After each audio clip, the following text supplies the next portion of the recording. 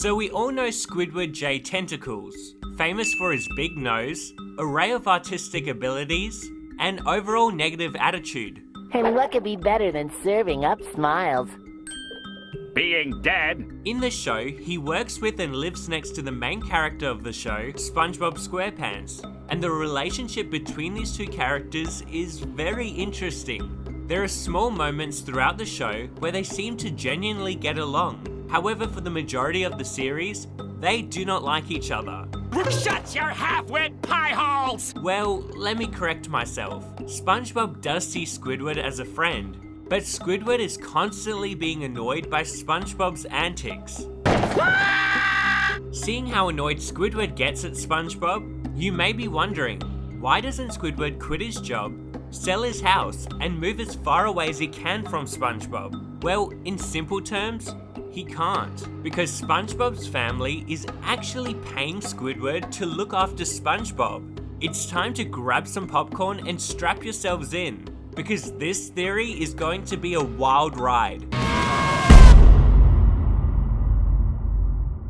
So the main question you may be wondering is, why would Squidward need to look after SpongeBob? Well, for many years, people have speculated that SpongeBob may have a form of autism, and was for a long time living under the care of his family. That is, until his parents thought it would be a good idea for SpongeBob to live on his own, so he can be more independent. They bought him a brand new house and hired Squidward, the next door neighbor at the time, to watch over SpongeBob and make sure he's doing okay. And yeah, this sounds like a cool theory, but where's the proof?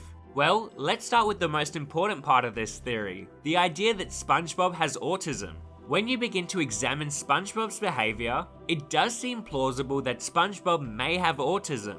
This is a list of autistic traits that people claim SpongeBob exhibits. But before we continue, I just want to acknowledge that this list doesn't represent all autistic people, as autism is a wide spectrum, and people with autism express themselves in various ways. That being said, let's investigate the claim that SpongeBob is autistic. One of the most obvious traits that SpongeBob displays is his inability to read social cues. Throughout the show, SpongeBob isn't really good at recognizing people's emotions. He doesn't understand that he annoys Squidward, nor does he realize when Squidward gets angry at him. SpongeBob also struggles to control his emotions, which is another trait of autism. He often becomes upset about very small things, and can become overly frightened by small things too. SpongeBob also seems to take things very literally, not understanding metaphorical language. For example, in the episode Squid on Strike, Squidward tells SpongeBob that he wants to dismantle oppression board by board, which SpongeBob takes literally, as he begins to destroy the Krusty Krab.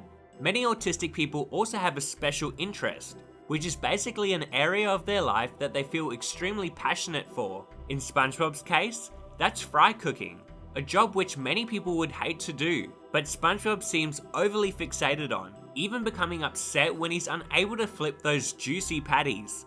So, as you can see by this list, SpongeBob exhibits various traits of autism. However, if you're still not convinced that SpongeBob may be autistic, the voice of SpongeBob himself, Tom Kenny, says that SpongeBob is in fact a little bit autistic.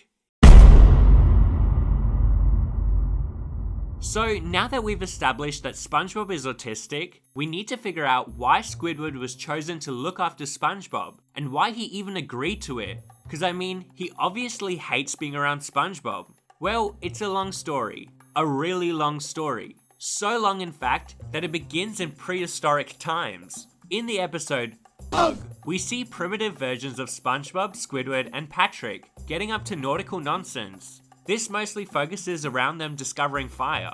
The episode is really important, as it shows that SpongeBob and Squidward's family have known each other for a very long time. But this isn't the only time we see SpongeBob and Squidward's family interact throughout time. In the episode Dunces and Dragons, we see their families interacting in medieval times, and in the episode Pest of the West, we see their families interacting once again back in the Wild Wild West. So it's safe to assume that with such a long history, the two families would be extremely close, meaning Squidward most definitely knows SpongeBob's family, and might even feel an obligation to help them look after SpongeBob. But now you may be wondering, why don't we see Squidward interact with SpongeBob's family in the show if he's helping them? Well, we actually do, but it's not as obvious as you think. In the episode SpongeBob's Big Birthday Blowout, we see Squidward and SpongeBob's parents attend a party for SpongeBob, so we definitely know they've interacted. In the episode Grandma's Kisses, it is revealed that Squidward even knows the location of SpongeBob's grandma's house, as he listens in on their conversation. But the best proof doesn't come from the TV show, but a comic strip titled Great Grandma, released by Nickelodeon.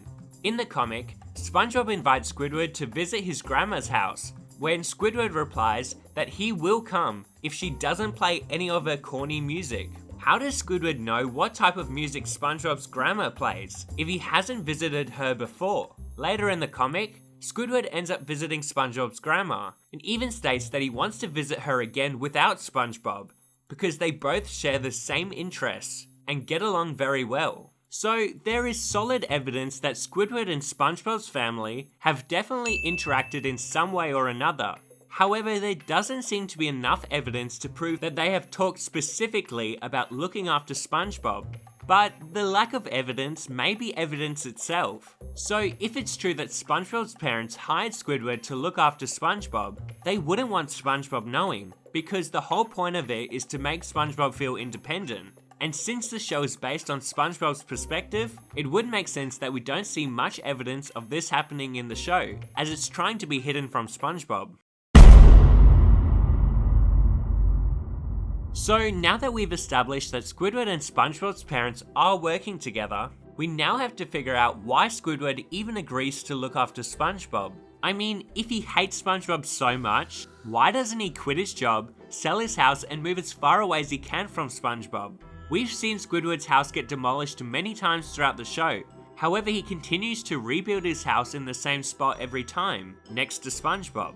Wouldn't it be much cheaper and better for Squidward's mental health to rebuild his house somewhere else? Yes, we've established that he's been hired by SpongeBob's parents to look after SpongeBob, but seeing the pain Squidward suffers being around SpongeBob, why does he even agree to it? It's clear that something is keeping Squidward near SpongeBob, and by something, I mean money. In the show, it is revealed that SpongeBob's parents are actually quite rich. For example, in the episode No Free Ride, we see SpongeBob's parents give SpongeBob a brand new boatmobile as a gift.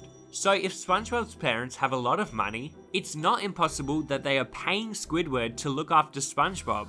Both Squidward and SpongeBob work at the Krusty Krab, and as we see throughout the show, Mr. Krabs is extremely greedy and likes to pay his employees the bare minimum. I don't pay you to breathe. You hardly pay us at all. Receiving barely any money from Mr. Krabs, you may be wondering how SpongeBob and Squidward can even afford to live. They both have nice houses, lots of furniture, and endless amounts of food. It would make sense that SpongeBob's parents are giving them both money to support themselves. This would also explain why Squidward does the bare minimum at work, because most of his money comes from looking after SpongeBob who works with him, not doing his actual job. But now you may be thinking, why doesn't Mr. Krabs fire Squidward then for being too lazy? Well, I think Mr. Krabs knows about the agreement between Squidward and SpongeBob's parents, and is afraid to fire Squidward because then SpongeBob, the Krusty Krab's best employee, will have to leave with him. I also think Mr. Krabs knows that SpongeBob is autistic and therefore keeps SpongeBob employed, so he can get tax benefits for having a disabled employee. So there you have it. That's my theory on why I think SpongeBob is autistic and Squidward was hired by SpongeBob's parents to look after SpongeBob. Let me know if you believe this theory in the comments. And while you're there, make sure to subscribe so you never miss a video. And if you want to watch another one of my conspiracy videos, click this video. Thanks for watching all you cool jellyfish, and I'll see you next time. Bye!